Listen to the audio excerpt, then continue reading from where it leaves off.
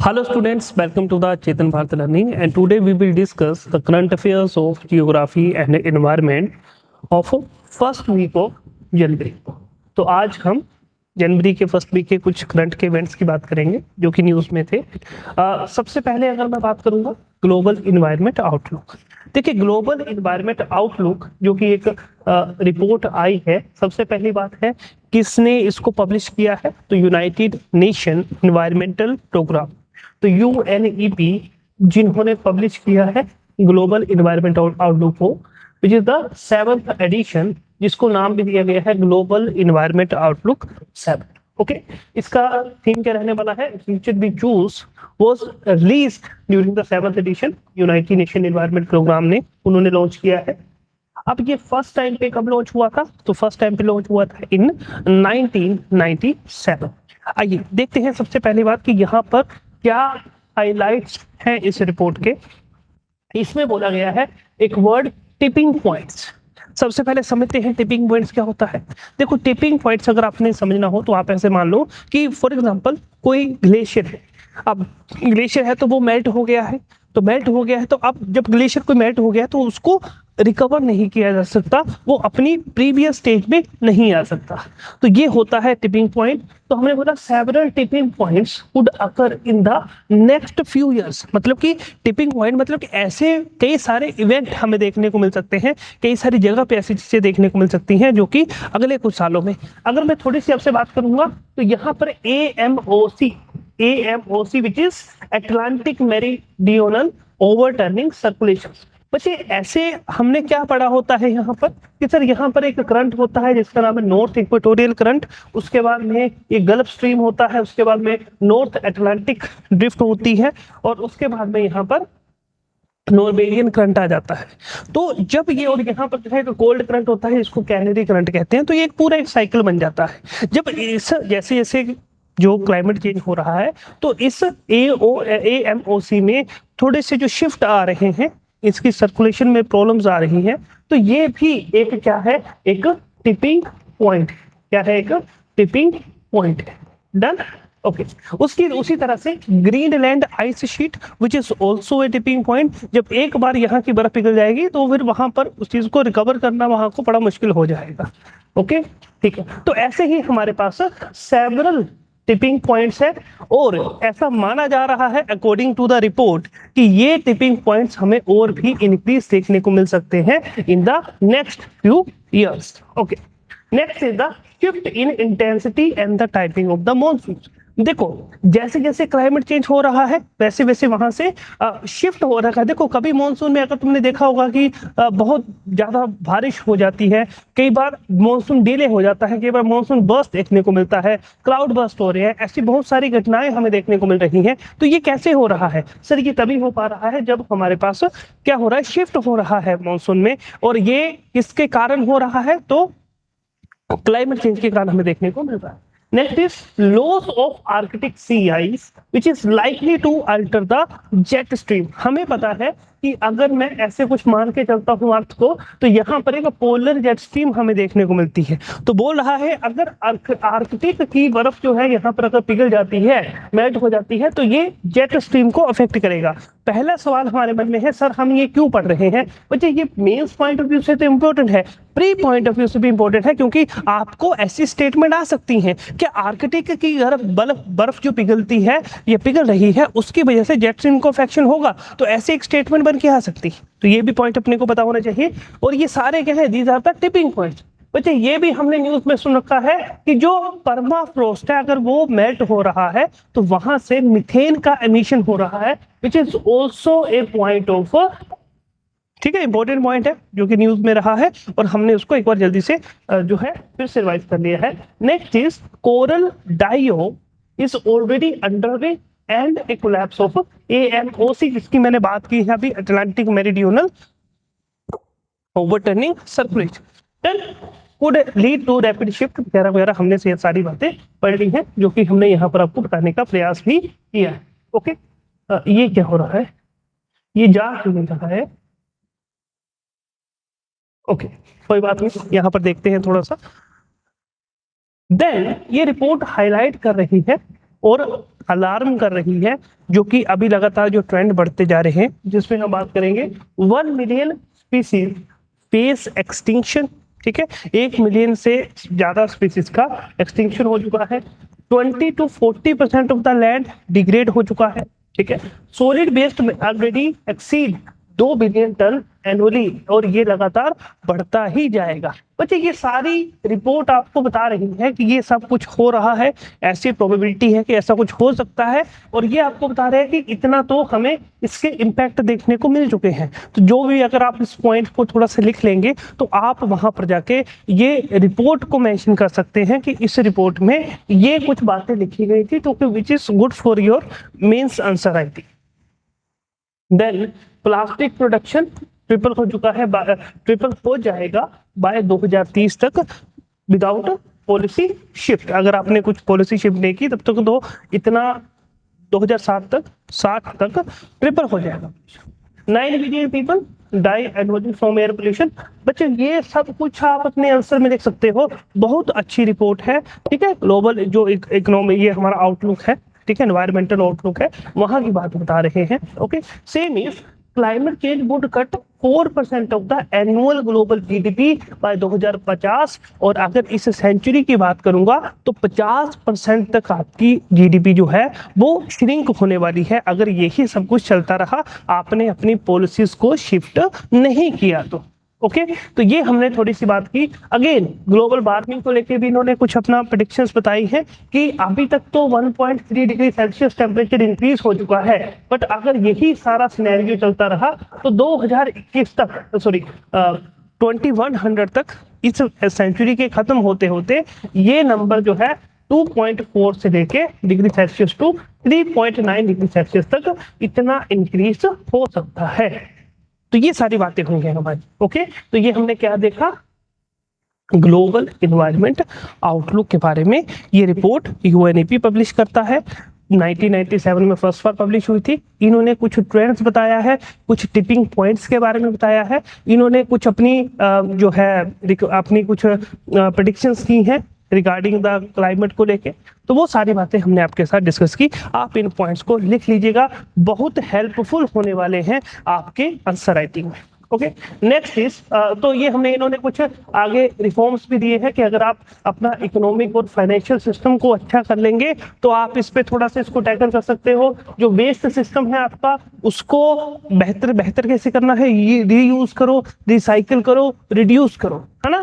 Energy system की अगर बात करूंगा तो रिन्यूएबल एनर्जी पे शिफ्ट होने के लिए ट्राई करो। एंड देन फूड सिस्टम की बात करूंगा तो सस्टेनेबल डाइट होनी चाहिए, फूड लॉस जो है, वेस्ट है, उस चीज को कम करो। तो ये सारी बातें इन्होंने बताई हैं। बढ़ते हैं हमारे नेक्स्ट न्यूज की ओर, जो कि साइट्स के रिलेटेड है। What is sites? Sites is the convention of जो ट्रेडिंग है, इंटरनेशनल ट्रेडिंग है of and on endangered species, उसके लिए एक कन्वेंशन बनाया गया है। ओके, इसकी अभी एक COP20 हुई है। सबसे पहला क्वेश्चन तो ये है कि कहाँ पर हुई है, तो ये उज्बेकिस्तान के समरकंद में हुई।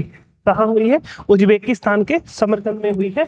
तो वहां पर ये हमने थोड़ी सी देखा इसके बारे में। अभी इसकी 50th एनिवर्सरी हुई है, क्योंकि साइट जो है इसकी फॉर्मेशन हुई है इन 1975। अगर मैं थोड़ा सा बात करूंगा तो साइट क्या है, तो ये हमने बता ही दिया है, convention on the international trade in endangered species, जो कि फ्लोरा की भी हो सकती है, फोना की भी हो सकती है, इज एन इंटरनेशनल एग्रीमेंट। ये सारी बातें हो चुकी हैं। अगर मैं इसके एम की बात करूंगा, ये क्यों बनाया गया है, ये इसलिए बनाया गया है ताकि इंटरनेशनल ट्रेड जो है वो इलीगल ट्रेड ना हो या कुछ भी है, मतलब कि जिससे हम प्रोटेक्ट कर सकेंगे स्पीसीज के ट्रेड को, वो उसके लिए ये बनाया गया। अगर मैं थोड़ी सी बात करता हूँ इसके हिस्ट्री की, बच्चे आईयूसीएन का एक रोल है इसके फॉर्मेशन को लेके। तो उन्होंने इसके रेजोल्यूशन को अडॉप्ट किया गया 1963 at a meeting of the members of the IUCN. तो वहां पर 1963 में इसके रेजोल्यूशन को अडॉप्ट किया गया और 1975 में ये एग्जिस्टेंस में आया है, जिसकी हमने बात आपके साथ कर ली है।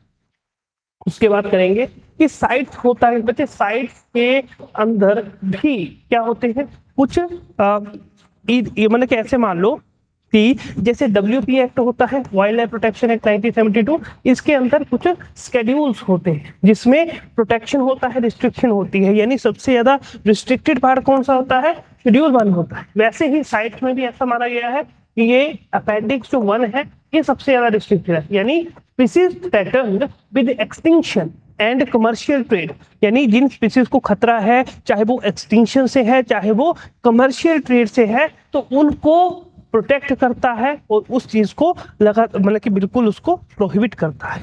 ओके, तो ये थोड़ा सा अपने को ध्यान रखना है। सेम अब जो स्पीसीज अपेंडिक्स 2 में कौन आएगा? Which is less restricted than appendix 1, जहां पर species are not necessarily threatened with extinction but may become so if trade is not regulated। Okay, तो ये हमने बोला कि ये उससे लेस रिस्ट्रिक्टेड की बात कर रहा है। और अपेंडिक्स 3 में है कि कोई स्पीसीज प्रोटेक्टेड होंगी एक आधे कंट्री में, तो अगर उनको लगेगा कि हाँ ये एक ग्लोबल एक्सटिंक्शन की ओर जा रहा है तो वो उसके लिए स्टेप उठाएंगे, अदरवाइज इतना नहीं होगा। ओके, तो ये लेस रिस्ट्रिक्टेड, ये उससे ज्यादा, और ये सबसे ज्यादा रिस्ट्रिक्टेड होता है। एक और पॉइंट होगा साइट्स को लेके, विच इज साइट्स की जो बातें होंगी, जो भी वहां पर डिस्कशन होगी, which is legally binding on its parties या ऑन इट्स पार्टीज या ऑन इट्स मेंबर्स। ओके, तो यहाँ पर हमने बोला कि members have to implement the convention, हालांकि it does not take place of the national laws. मतलब कि अगर मैंने किसी चीज के लिए नेशनल लॉ बना रखा है और मुझे साइट्स की तरफ से कोई इंफॉर्मेशन आती है कि ऐसा कुछ होना चाहिए, तो हम अपने नेशनल लॉज को चेंज नहीं करेंगे अगर हमने ऑलरेडी बना रखे हैं। डन, हमारे लिए ये जरूरी है कि हम उनकी जो भी उन्होंने बोला है, जो भी यहाँ पर डिस्कशन हुई है, उस चीज के रिलेटेड हमें एक्शन लेना पड़ेगा, वो हमारे लिए बाइंडिंग होगा। नेक्स्ट इज जो साइट्स का सेक्रेटरीट है, यानी साइट्स का एडमिनिस्ट्रेशन कौन कर रहा है? तो साइट्स का administration United Nation Environmental Programme ये संभाल रहा है। अब ये इसका सेक्रेटरीट है कहाँ पर? तो वो जेनेवा में, विच इज इन स्विट्जरलैंड, वहां हमें देखने को मिल रहा है। तो ये हमने बात की साइट्स के बारे में। अगर मैं नेक्स्ट बात करूंगा तो ये है काशीवाज़ाकी करीबा न्यूक्लियर पावर प्लांट। अब सबसे पहली बात है, न्यूक्लियर पावर प्लांट की बात हो रखी है। अब काशीवाज़ाकी करीबा न्यूक्लियर पावर प्लांट कहाँ पर है? तो सर ये जापान में। न्यूज में क्यों था? क्योंकि जापान ने इसको कंटिन्यू कर दिया है। यहाँ पर अब न्यूक्लियर पावर जो है उसको यूटिलाइज करना उन्होंने कंटिन्यू कर दिया है, इसलिए न्यूज में आया है। सर बंद क्यों किया था और पहले क्या करते थे? बिल्कुल पहले करते थे। देखो 2011 में एक इंसिडेंट हो जाता है यहाँ पर, फुकुशिमा जो फुकुशिमा न्यूक्लियर पावर प्लांट था। अब यहाँ पर बच्चे, अब जैसे कि हमें पता है जापान जो है which is a part of the Pacific ring of fire. अब पैसिफिक रिंग ऑफ फायर का पार्ट है, तो यानी ये तो लाजमी सी बात है कि यहाँ पर भूकंप वगैरह नॉर्मल चीज होगी, है ना, अर्थक्वेक वगैरह तो आते ही रहेंगे। ओके, तो अर्थक्वेक जो आया वहां से सीस्मिक एक्टिविटीज जो हुई, उसकी वजह से ये जो फुकुशिमा न्यूक्लियर पावर प्लांट था यहाँ पर दिक्कत हो गई। और जो फुकुशिमा पावर प्लांट, मतलब अगर मैं न्यूक्लियर एनर्जी की बात कर रहा हूँ तो उसके लिए मुझे रेडियो एक्टिव एलिमेंट्स की बात करनी पड़ेगी। और रेडियो एक्टिव एलिमेंट्स की बात कर रहा हूँ तो वहां पर रेडियो एक्टिव जो रेडिएशन थी या एलिमेंट्स था, वो रेडिएशन मतलब कि वो वहां पर जो यहाँ पर देखो ये बहुत ही ज्यादा एनर्जी का प्रोसेस होता है। अब इसके लिए कूलेंट की जरूरत पड़ती है ताकि जो जितनी ज्यादा हीट जनरेट हुई है उसको जो है मतलब कैसे न्यूट्रलाइज कर लिया जाए। अब उसके लिए जो वाटर, इसको वाटर में फिल किया जाता है। अब वो वाटर जब यहाँ पर भूकंप आया तो यहाँ पर कुछ मशीन्स में हुई गड़बड़ी, जहाँ से अब ये वाटर रिलीज हो जाता है इनटू द वाटर बॉडी। तो ये एक इंसिडेंट था जो कि न्यूक्लियर पावर प्लांट में हुआ था। अब उसके बाद जो है जापान जो है वो न्यूक्लियर एनर्जी के लिए थोड़ा सा मतलब कि लेस सीरियस हो गया, क्योंकि जो ये डिजास्टर हुआ था यहाँ से बहुत लोगों की जो है उनकी जान गई है, या ऐसे बहुत सारी एक डिजास्टर वाली सिचुएशन हमें देखने को मिली थी। ओके, तो ये हमने थोड़ा सा बोला, Japan is set to resume operations of the Kashiwazaki Kariwa nuclear power plant, the world largest nuclear facility for the first time since the 2011 Fukushima disaster. तो 2011 में फुकुशिमा डिजास्टर जो हुआ था उसके बाद में ये अभी शुरू किया गया है। This move reflect Japan renewed focus on energy security. अब ये जापान की जो मूव है ये बता रही है कि जापान एनर्जी सिक्योरिटी की ओर जा रहा है, फिर से उसने न्यूक्लियर एनर्जी की ओर देखा है, डिकार्बनाइजेशन और फॉसिल फ्यूल डिपेंडेंस को खत्म करने की ओर जा रहा है। अब यहाँ पर कुछ इसकी एजुकेशन की बात करेंगे तो विच इज काशीवाजाकी एंड करीबा, जो कि कहाँ पर है सर, वो प्रेजेंट है होशू में। होशू क्या है, अगर मैं जापान को बोलता हूँ तो यहाँ पर होकाइडो, होकाइडो जापान जो है 4 मेजर आइलैंड से मिलकर बना है, Hokkaido, Honshu, Honshu, Shikoku, Shikoku and Kyushu. तो क्यूशू सबसे छोटा आइलैंड है और होशू सबसे बड़ा आइलैंड है। अगर होशू में बात करूंगा तो यहाँ आपको दिख रहा होगा, यही है वो Fukushima power plant, nuclear power plant Fukushima का यहाँ है। तो यहाँ पर हमें वो डिजास्टर देखने को मिला था, यहाँ पर हमें वो डिजास्टर देखने को मिला था। पर आगे अगर मैं बात करूंगा काशीवाजाकी करीबा न्यूक्लियर पावर प्लांट की, तो वो कुछ यहाँ जैसे हमें देखने को मिल रहा है। तो वो वेस्टर्न साइड में है जापान के और ये ईस्टर्न साइड में था। बिल्कुल सही बात है। तो लोकेशन का भी हमें पता लग गया है। तो located along the coast of the sea of the Japan and access to providing access to cooling water and maritime connectivity. तो कितनी इसकी कैपेसिटी है, 8200 मेगावाट की कैपेसिटी है। लार्जेस्ट न्यूक्लियर प्लांट है in the world by capacity. तो ये सब पॉइंट आपको नोट कर लेने हैं। एंड कौन इसको ऑपरेट कर रही है, टोक्यो इलेक्ट्रिक पावर कॉर्पोरेशन। ठीक है, जापान का फोकस कहाँ बढ़ रहा है, न्यूक्लियर एनर्जी की ओर। क्यों बढ़ रहा है सर, सबसे पहली बात तो ये है कि जापान 5वां सबसे ज्यादा कार्बन डाइऑक्साइड एमिशन वाला देश है। तो सर 5वां है तो बाकी के 4 कौन से होंगे, तो सबसे पहले पर अगर बात करूंगा तो चाइना है, यूएसए है, इंडिया है एंड 4th जो है वो रशिया है, 5th जो है वो जापान है। यानी सर जापान अगर 5th कार्बन डाइऑक्साइड एमिशन है, यानी इसका ज्यादा डिपेंडेंट है ऑन फॉसिल फ्यूल्स के ऊपर, इंपोर्टर ऑफ फॉसिल फ्यूल्स। तो लगभग 70% ऑफ द इलेक्ट्रिसिटी जो जनरेट हो रही है जापान में वो कोल, नेचुरल गैस एंड ऑयल से हो रही है, जिस कारण कि वो इसको कंट्रीब्यूट कर रहा है इन कार्बन डाइऑक्साइड एमिशन में। तो यानी इसका सर क्यों, अब देखो जापान का फोकस क्यों बढ़ रहा है न्यूक्लियर एनर्जी में, तो सबसे पहला कारण है कार्बन डाइऑक्साइड एमिशन, वो इंक्रीज है। क्यों इंक्रीज है, क्योंकि हमने 2023 का डाटा दे दिया कि कार्बन इसके 70% इलेक्ट्रिसिटी जनरेशन जो है वो coal, nuclear gas, sorry natural gas and oil के ऊपर डिपेंडेंट। ओके, देन हमने बोला कि प्री जो जब फुकुशिमा इवेंट नहीं हुआ था, फुकुशिमा डिजास्टर नहीं हुआ था, उससे पहले क्या था, न्यूक्लियर पावर जो जनरेशन कर रहा था जापान, उसमें 83% तो किसके ऊपर था, न्यूक्लियर पावर के ऊपर डिपेंडेंट था। मतलब कि 2011 से पहले जो जापान है, जापान का जो न्यूक्लियर पावर जनरेशन था वो 33% था इलेक्ट्रिसिटी के लिए, और जब 2011 के बाद जो है वो 70% इलेक्ट्रिसिटी जनरेट कर रहा है फॉसिल फ्यूल्स के ऊपर। क्लियर, तो पोस्ट में अभी उन्होंने फिर से रीस्टार्ट किया है, ताकि और रीस्टार्ट किया है उन्हें 14 रिएक्टर्स और है उनके पास में, तो उसको भी, उसके ऑपरेशंस भी उन्होंने शुरू किए हैं। तो अब वो रिन्यूएबल्स के मतलब कि जो रिन्यूएबल जो एनर्जी है उसकी ओर शिफ्ट कर रहे हैं। तो उनका ये है कि टारगेट क्या है कि वो लार्जेस्ट पावर सोर्स बनेंगे 2040 तक। डन, तो यहाँ पर बताया गया है कि न्यूक्लियर पावर इंक्रीज करेंगे वो 2040 तक 20% जितनी उनके पास है। एंड देन सिग्निफिकेंस क्या है इसके रीस्टार्ट का, क्यों न्यूज में बना है सर, न्यूज में इसलिए बना है कि एक तो सबसे पहले तो ये एनर्जी सिक्योरिटी की बात कर रहा है, दूसरा डिपेंडेंस अपनी खत्म कर रहा है जो इंपोर्ट करने पड़ रहे हैं उसे फॉसिल फ्यूल्स की ओर, और तीसरा सर अपनी इलेक्ट्रिसिटी सप्लाई को स्टेबलाइज करने की कोशिश कर रहा है, और 4th जो है क्लाइमेट को लेके भी अपनी जिम्मेवारियां, अपनी रिस्पॉन्सिबिलिटीज को बताने का प्रयास कर रहा है, जिसमें वो डीकार्बोनाइजेशन गोल की भी बात कर रहा है। तो ये सिग्निफिकेंस है इस न्यूक्लियर जो रिएक्टर को स्टार्ट करना।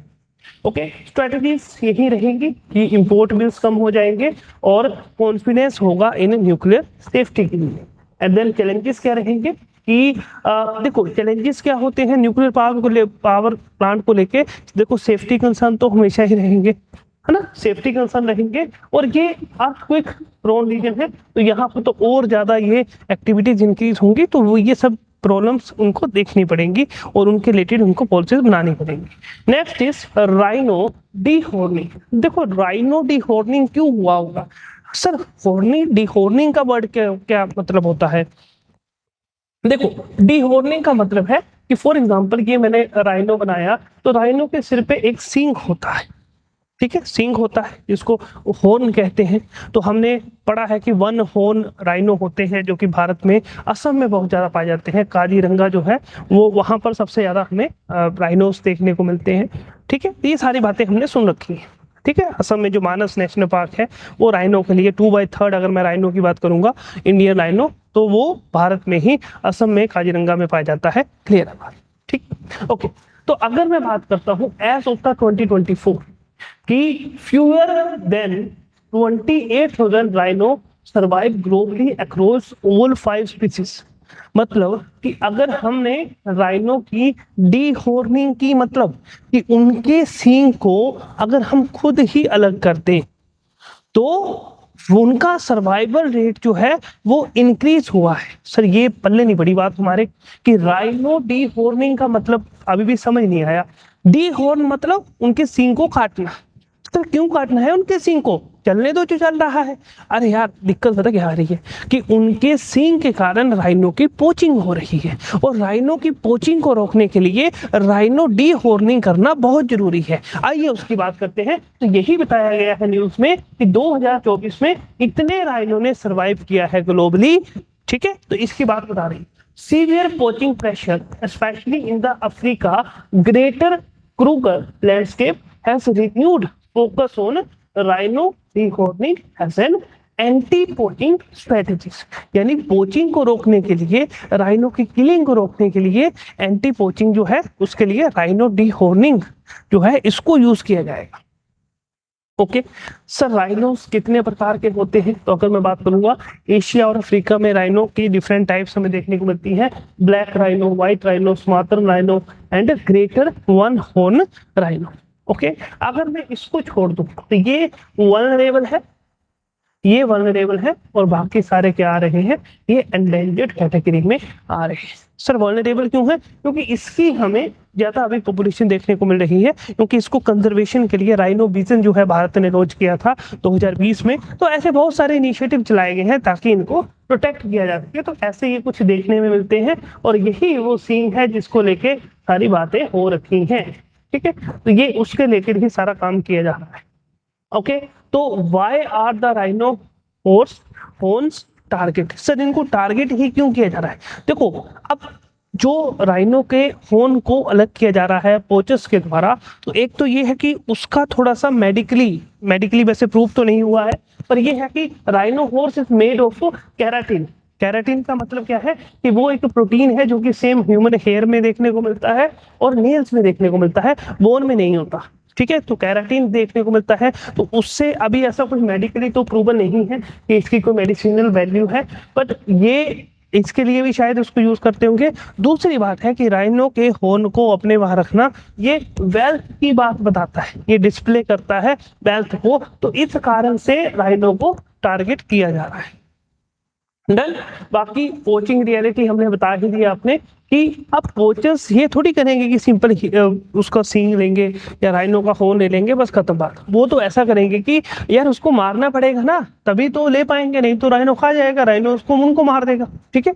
तो इसीलिए राइनो की बहुत ज्यादा पोचिंग जो है, बहुत ज्यादा किलिंग जो है वो इंक्रीज हो गई है। Removing the horn from A live animal is dangerous. Killing allows quick and complete horn extraction, okay, and the rhino dehorning as an anti-poaching measure। तो what is dehorning ये मैंने आपको समझा दिया है और इससे क्या इफेक्टिवनेस आई है? तो लगभग 75% रिडक्शन हमें देखने को मिली है in poaching compare to pre dehorning levels. Okay तो ये हमने थोड़ी सी आप लोगों के साथ बात की है। ये इसमें बताया भी गया है कि ऐसे इसके ऊपर पूरा जो भी वेटरनरी प्रोसेस होता है वो पूरा किया जाएगा। इसको सेफली इसको मतलब कि जब काट देंगे तो इनका जो है सर्वाइवल रेट वो इंक्रीज हुआ है, ये यहाँ पर बताने की कोशिश की गई है। बाकी ये जरूर बिल्कुल सही बात है, कॉस्ट इंटेंसिव तो है ही और इससे जो है मतलब कि हम एलिमिनेट तो नहीं कर सकेंगे पोचिंग को, पर ठीक है थोड़ा बहुत रिड्यूस किया जा सकता है। ओके तो यहाँ पर हमने थोड़ा सा बताया भी है कि रीइंफोर्स कर रहा है दैट स्पीशीज प्रोटेक्शन रिक्वायर्स। तो कैसे कर सकते हैं, उनके हैबिटेट को अच्छा कर दो। इसके लिए राइनो के लिए एक स्ट्रॉन्ग लॉ होना चाहिए, इंटरनल कोऑपरेशन चाहिए, और जो कंज्यूमर मार्केट को थोड़ा सा देखना चाहिए कि अगर ये कम हो रहा है तो हम उसकी डिमांड को नहीं, कि उसकी डिमांड को ना बढ़ाएं। ये ना हो कि उसके अगर इसके सींग की वैल्यू बहुत ज़्यादा बढ़ जाए तो फिर ये पोचिंग और भी इंक्रीज हो सकती है। क्लियर? तो ये थोड़ा सा अपने को ध्यान में रखना है। डन। यहाँ से हम थोड़ा सा आगे बढ़ेंगे। Next is Kolleru lake. अब कोलेरू लेक जो है वो न्यूज में है। कोलेरू लेक कहाँ पर है सर? आंध्र प्रदेश में। क्यों न्यूज में है? क्योंकि यहाँ पर हमें देखने को मिला है Kolleru lake which is known for the rich biodiversity is now getting recognition for its delicious black dried fish. ठीक है, तो इस फिश के कारण ये लेक न्यूज में देखने को मिली है, जो कि has carved A special place for itself both in domestic and international market. तो वहां पर जो है इसकी बात चल रही है। अगर आप थोड़ा देखोगे कहां पर देखने को मिलती है, आंध्र प्रदेश में देखने को मिलती है ये लेक। अब एक तो आंध्र प्रदेश में देखने को मिलती है, दूसरी तुम क्या समझोगे इससे कि सर ये एक रामसर वेटलैंड साइट भी है। Ramsar wetland site. अब रामसर वेटलैंड साइट का मतलब कि सर ये जो कोलेरू लेक है ये जो कंजर्वेशन, जो वेटलैंड कंजर्वेशन प्रोग्राम है जो कि ग्लोबल लेवल पर है, रामसर जो जिसको बोला जाता है कन्वेंशन, उसमें शामिल है। यानी भारत की ओर से ये शामिल है। अब यानी इसके कंजर्वेशन की ओर बेटर प्रोग्रामिंग की जा रही है। सो ये हमने बताया कहाँ पर लोकेटेड है sir? Inter deltaic plain of rivers of Krishna and Kaveri. तो ये हमने थोड़ी सी आपसे बात कर दी इस रिवर के बारे में। अब इसको और क्या, इसको लेक और का नाम क्या और कौन सा नाम से जाना जाता है?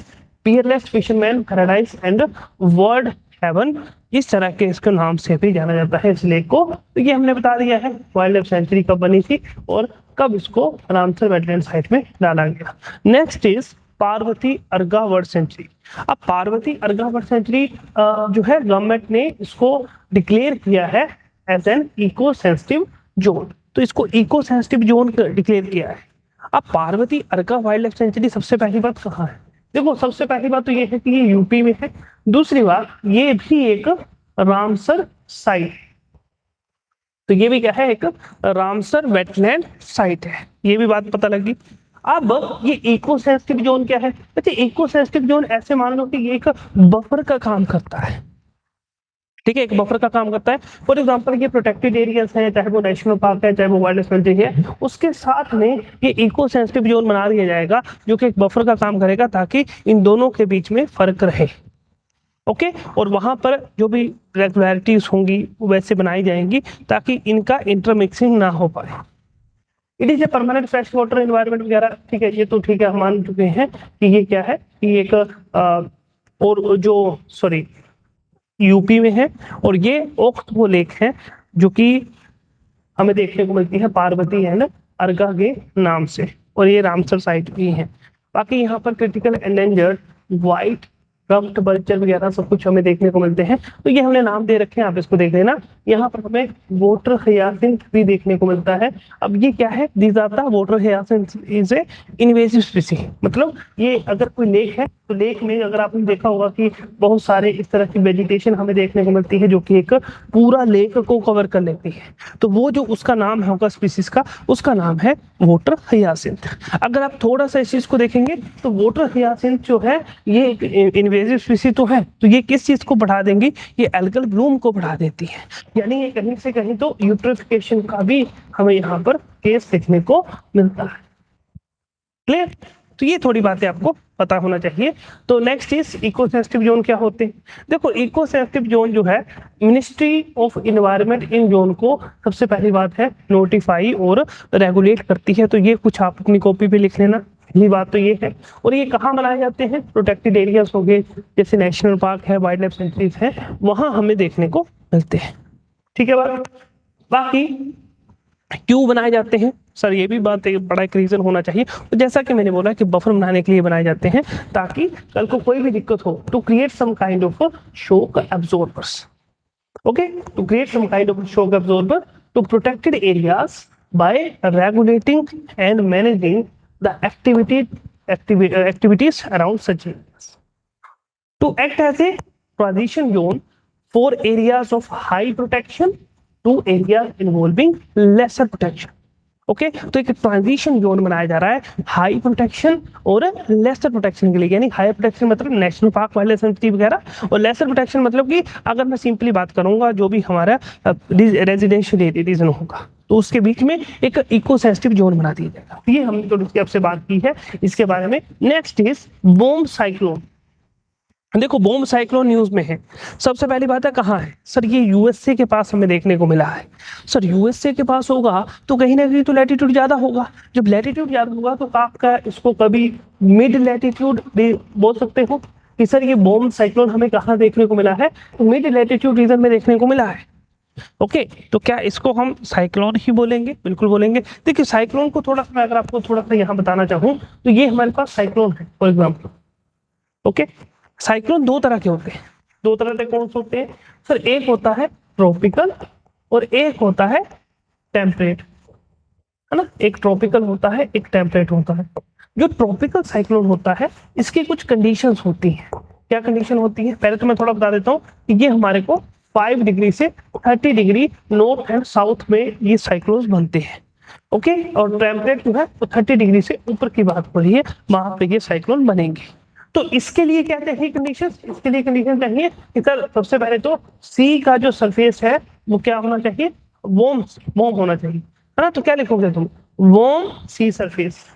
ओके तो अगर सी का सरफेस वार्म होगा तभी ये साइक्लोन आएंगे। दूसरा क्या लिखोगे कि सर जो कोरियोलिस फोर्स का प्रेजेंट होना तो अति आवश्यक है, नहीं तो बात नहीं बन पाएगी। ठीक है कोरियोलिस फोर्स हो गया, वार्म सी सरफेस हो गया, है ना। विंड का जो है वर्टिकल शेयर होना बहुत जरूरी है। ऐसे ही अगर मैं बात करूंगा टेम्परेट के लिए क्या होता है तो टेम्परेट के लिए सर एयर मासेस का होना जरूरी है। ओके टेम्परेट साइक्लोन्स के लिए एयर मासेस का होना जरूरी है। तो क्या सर ये जो ट्रॉपिकल साइक्लोन्स होते हैं लैंड पे बनते हैं? नहीं सर, ट्रॉपिकल साइक्लोन ऑलवेज हमें सी में ही देखने को मिलते हैं। क्लियर? और यही अगर मैं टेम्परेट की बात करूंगा तो यहाँ पर एयर मासेस का बिल्कुल कोरियोलिस यहाँ भी होती है, बिल्कुल सही बात है, उसमें कोई शक नहीं है। और यहाँ पे फ्रंट्स वगैरह हमें देखने को मिलते हैं, तो फ्रंट्स बनते हैं यहाँ पर, इनको हम टेम्परेट साइक्लोन्स कहते हैं। तो ये हमने थोड़ा सा साइक्लोन के बारे में देखा। अब यहाँ पर बात करते हैं ए पावरफुल, है ना, a powerful bomb cyclone belled across the northern United State triggering severe winter in the Midwest and the East-West coast. Okay यार इसके लिए हमें थोड़ा सा ये पोलर वर्टेक्स की भी बात कर रहा है। पोलर वर्टेक्स की बात कर रहे हैं मतलब कि जहां पर अगर आप थोड़ा सा यहाँ देख पाओगे पोलर वर्टेक्स क्या होता है। देखो विंटर्स में यहाँ पर क्या होता है, यहाँ पर हमारे पास पोल्स की अगर मैं बात करूंगा तो जो पोल्स पे ऊपर जाके हमारे पास एक पोलर वर्टेक्स बनता है जिसको प्रोटेक्ट किया जाता है थ्रू द जेट स्ट्रीम। अभी कौन सी जेट स्ट्रीम है? ये है polar jet stream, polar jet stream. Clear? अब due to the climate change यही जो अब देखो जेट स्ट्रीम को जितना ज्यादा टेम्परेचर डिफरेंस देखने को मिलेगा, है ना, जितना ज्यादा उसमें डिफरेंस होगा उतनी ही वो तेज होगी मतलब कि फास्ट चलेगी।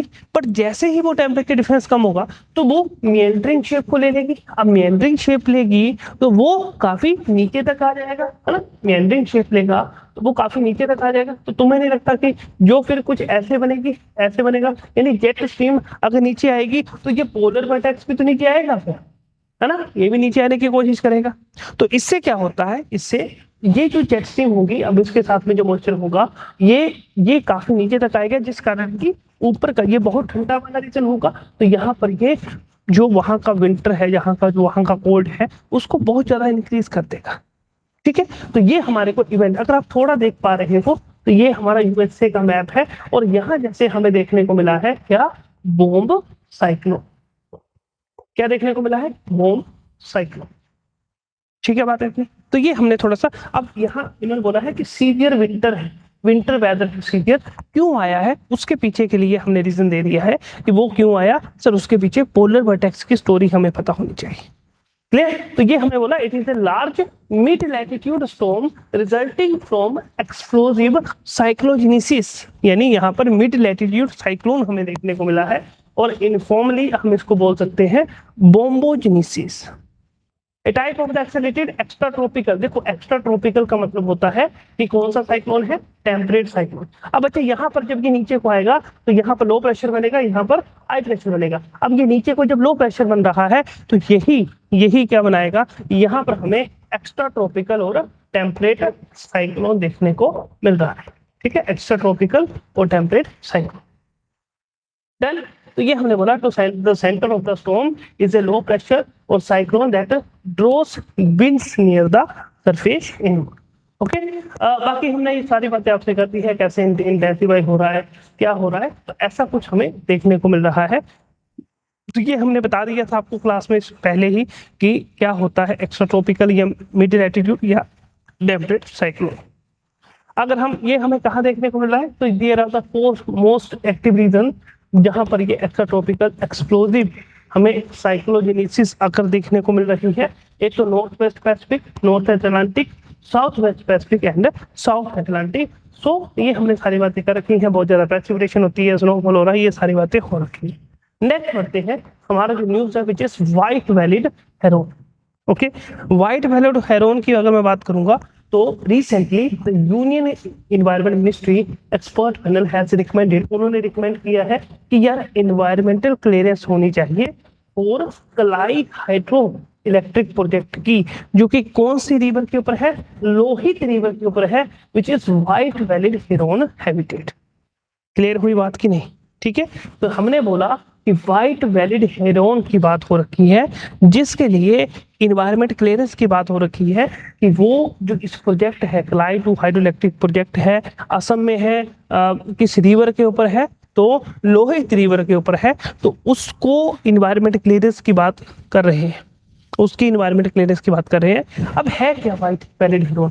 देखो ये एक वर्ड है, यानी इसका हैबिटेट इस रीजन में देखने को मिल रहा है। अब जब इसका हैबिटेट है और यहाँ पर हाइड्रो इलेक्ट्रिक प्रोजेक्ट होगा तो इसके हैबिटेट को खतरा होगा। जब हैबिटेट लॉस होगा तो इसका एक्सटिंक्शन तो फिर तय है। क्लियर है बात? तो इसीलिए ये न्यूज में आया है व्हाइट वैलिड हेरोन, जिसको जो है which is a large Heron species and it is the second largest species of, ये हमने लिख के दिया है। इसके अलग भी नाम है, जैसे इंपीरियल हेरोन और ग्रेट व्हाइट वैलिड हेरोन। तो ये हमने बोला है कि ये इकोसिस्टम में इंडिकेटर स्पीसीज का भी काम करती है, कि वहां पर health of the reverse, environment की, फिश पॉपुलेशन की, वाटर क्वालिटी की, तो ये एज ए इंडिकेटर भी काम कर रही है। ओके, तो ये हमने सारी बात कर दी है, बातें कुछ ऐसे बताने की जरूरत है नहीं। थ्रेट वही है कि जब आप इसके हैबिटेट को ही खत्म कर देंगे तो ये ऑलरेडी खत्म हो जाएगी। अगर इसका मैं IUCN, ठीक है, IUCN का अगर मैं इसका स्टेटस की बात करूंगा तो ये क्रिटिकल एंडेंजर की कैटेगरी में आती है, यानी इसकी 90% से ज्यादा पॉपुलेशन जो है वो ऑलरेडी लॉस हो चुकी है। ठीक है, तो ये हमें थोड़ा सा इसके बारे में पता होना चाहिए। Next is Mount Burni Telong. क्या है ये माउंट बुर्नी तेलोंग? बच्चे ऐसा है कि अभी जो इंडोनेशियन अथॉरिटीज है उन्होंने रिसेंटली अलर्ट रेज किया है होता Mount Burni Telong volcano due to increased activity including numerous earthquake. ठीक है, कि यहाँ पर नंबर ऑफ अर्थक्वेक आए हैं, तो उनका मानना ये है कि हो सकता है कि यहाँ पर हमें कुछ वोल्केनिक एक्टिविटी देखने को मिले। कहाँ पर? जिसका नाम है माउंट बुर्नी तेलोंग। बच्चे ऐसे क्वेश्चन न्यूज में बन जाते हैं और पेपर में भी बन जाते हैं। कैसे? क्योंकि आपको सिर्फ इतना लिख दिया जाएगा माउंट बुर्नी तेलोंग, बताओ भाई, सामने कोई भी कंट्री का नाम लिख दिया जाएगा, बताओ कहाँ है, तो फिर एक दूसरे को देख रहे होंगे और कुछ नहीं हो पाएगा। तो कैसे होगा कि सर हम इसको ऐसा करेंगे, कॉपी में नोट कर लेंगे कि ये हमें कहाँ देखने को मिल रहा है, तो इंडोनेशिया में है। ये कौन सा वोल्केनो है? एक स्ट्रेटो वोल्केनो। अब स्ट्रेटो वोल्केनो का मतलब क्या होता है कि सर ये जो वोल्केनो होगा वो लेयरिंग स्ट्रक्चर में होगा। दूसरी बात, ये जो वोल्केनो होगा वो एसिडिक लावा का बना होगा। ठीक है, ये जो वोल्केनिक स्ट्रक्चर तैयार हुआ है वो एसिडिक लावा से हुआ है। ओके, ये हमें थोड़ा सा पता होना चाहिए। ये इसकी लोकेशन है, सुमात्रा में देखने को मिलता है। तो इंडोनेशिया का जो सुमात्रन आइलैंड है वहां पर देखने को मिल रहा है बुर्नी तेलोंग माउंटेन। तो ऐसा कुछ देखने को मिल रहा है। अब देखो ऐसा है, मतलब ये एक स्ट्रेटो वोल्केनो है, तो इसके बारे में हमने बात कर दी है। स्टूडेंट्स, ये आपके लिए क्वेश्चन रहेगा for prelims point of view, जहां पर आपसे पूछा गया है बॉम्ब साइक्लोन के बारे में। तो इसमें आपको बताना है क्या इसमें सत्य है, करेक्ट स्टेटमेंट बतानी है। तो इसका आंसर जो है ए दे भी रखा है, तो ये आप इसको पढ़ लीजिएगा अच्छे से। एंड व्हाइट वैलिड हेरोन, तो ये आपको इसके बारे में बताना है, विच इज इसका आंसर क्या होगा, ऑप्शन नंबर सी। तो आप इसको एक बार देख लीजिएगा। अब ये क्वेश्चन है जो कि आपको मेंस आंसर राइटिंग के लिए है, आइए एक बार पढ़ देता हूँ। The Fukushima Daiichi nuclear disaster exposed the risk associated with the nuclear energy in disaster-prone regions. Discuss the causes of the disaster and examine its implications for the disaster management and nuclear safety. 150 to 200 words में आपको ये answer लिखना है, ठीक है। तो आज के बच्चे करंट अफेयर्स यही खत्म होते हैं, जहां पर हमने बहुत सारे इवेंट को समझा, बहुत सारा जो करंट में न्यूज़ चल रही है उनके पीछे के एक्सप्लेनेशन को समझा हमने। तो आज के लिए फिर इतना ही रखेंगे, बाकी मिलते हैं हम नेक्स्ट वीक की न्यूज़ के साथ में next day. Okay, thank you, धन्यवाद। और अपना यूं ही प्यार दिखाते रहें, वीडियोस को देखते रहें, और जो भी आपका व्यू होगा वो कमेंट में जरूर लिखें। Thank you.